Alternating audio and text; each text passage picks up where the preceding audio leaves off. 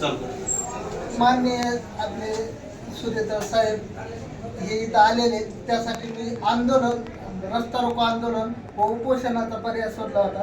पण आपले घोडके साहेब आणि इतर यांनी सांगितलं की सर आपले 3 ते 4 दिवसात येणार आहे, त्यामुळे तुम्ही काय उपोषण वगैरे करू नका.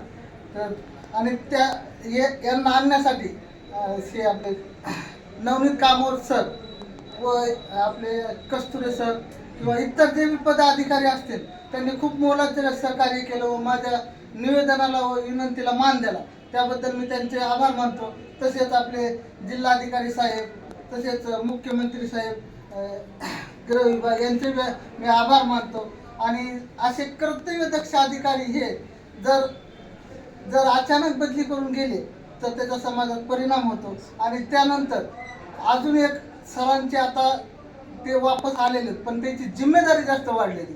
कारण कसं असतंय, त्यांच्या पाठीमागे जी लोक आहेत त्याच्यामुळं त्यांच्यावर विश्वास ठेवूनच त्यांना इथं वापस आलेलं आहे. आणि प्रशासनानं लवकरात लवकर त्यांना इथं आणलं आणि आमच्या निवेदनाला व विनंतीला मान दिला, त्याबद्दल मी सर्व प्रशासनाचे व इथल्या पदाधिकाऱ्याचे यांचे सर्वांचे आभार मानतो. आणि सर आले त्याबद्दल मी सर्वांचे करतो. आणि दुसरी गोष्ट, आमचे पत्रकार बाळासाहेब हे फपाळ सर हे विकास वर्तनामा यांनी देखील सर्वात पहिली बातमी त्यांना लावली.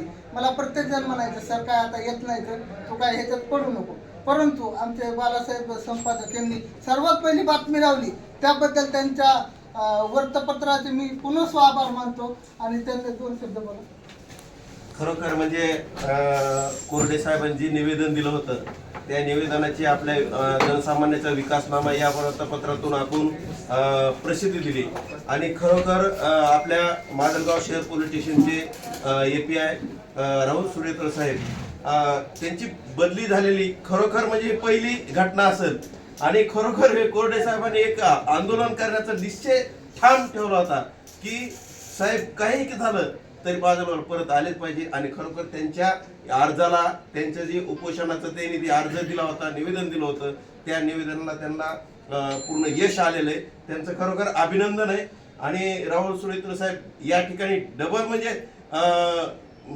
आले, त्याबद्दल सर्व पत्रकाराच्या वतीनेही मी त्यांचं अभिनंदन करतो आणि थांबतो. रामकृष्ण.